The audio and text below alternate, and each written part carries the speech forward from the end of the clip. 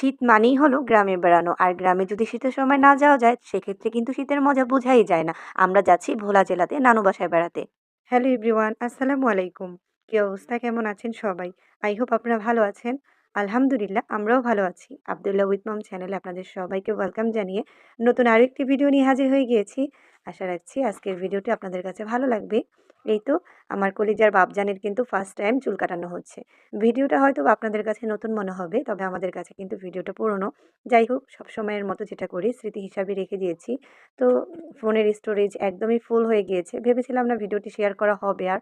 তো শীত আসে যায় এভাবে করতে, করতে কিন্তু ২ বছর পার হয়ে গিয়েছে। যেহেতু এত ব্যস্ত থাকি আর কোনোভাবেই হচ্ছে ভিডিওটি শেয়ার করা হচ্ছিলই না। তো যাই হোক, অবশেষে কিন্তু ভিডিওটি শেয়ার করেই ফেললাম। কারণ এই ভিডিওটির জন্য আমার আম্মু কিন্তু অনেক রাগ করেছে আমাকে যে, "এত কষ্ট করে ভিডিওটি রেখেছো তবে কিন্তু শেয়ার করো না।" তো দেখতে, দেখতে কিন্তু ২ বছর প্লাস হয়ে গিয়েছে। তো যাই হোক, এখন তো ভিডিওটি শেয়ার করেই দিলাম। এইদিকে হচ্ছে রান্নাবান্নার আয়োজন চলছে। যেহেতু নানুর বাসায় আমরা লঞ্চে যাবো গ্রিন লাইনে আর হচ্ছে দিনের বেলাতে। তো এখানে হচ্ছে দুপুরের সময় আমরা হচ্ছে রান্নাবান্না করে নিচ্ছি আর সবাই মিলে একসাথে খেয়েও নিচ্ছি। তো রান্নাবান্না শেষ করে তারপরে এখানে হচ্ছে কিছুটা চুলে কালার করে নিচ্ছিলাম ঘরোয়াভাবেই আমরা। তারপর হচ্ছে রান্নাবান্না একদম বিজি হয়ে গিয়েছি। তো আমার আম্মু আমাকে কিন্তু হেল্প করছে প্রত্যেকটা কাজেই।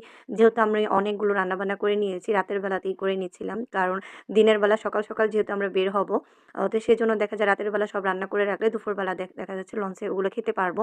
সেই ভেবে আরকি রান্নাবান্না করা। তো এখানে কাজের ফাঁকে একটু বোরিং হয়ে গেছিলাম আমি আর আমার আম্মু, সেজন্য একটু চা বানিয়ে নিয়েছিলাম।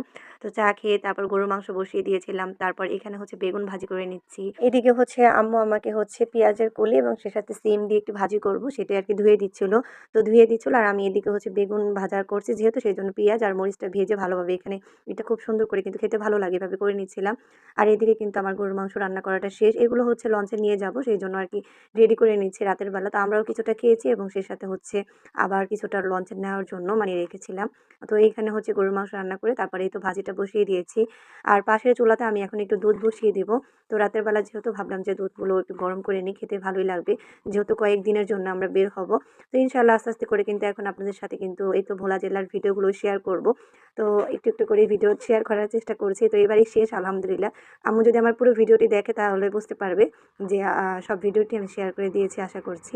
এদিকে হচ্ছে আমি দুধ গরম করে নিয়েছি আর তার পাশে হচ্ছে একটু রান্না করে নিয়েছিলাম মাছ। এটা হচ্ছে পোয়া মাছ রান্না করে নিয়েছি।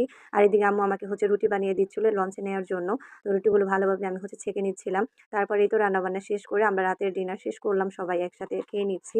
আর এই তো খাবার খেয়ে নিলাম। তো যাই হোক, এখন হচ্ছে আমরা যেহেতু সকাল, সকাল বের হব তারই প্রস্তুতি করে নিব খাওয়া-দাওয়া শেষ করে। তো আস্তে, আস্তে ইনশাআল্লাহ আপনাদের সাথে সব ভিডিওটি একটু, একটু করে শেয়ার করব। আপনারা সবাই খুব ভালো থাকবেন, সুস্থ থাকবেন।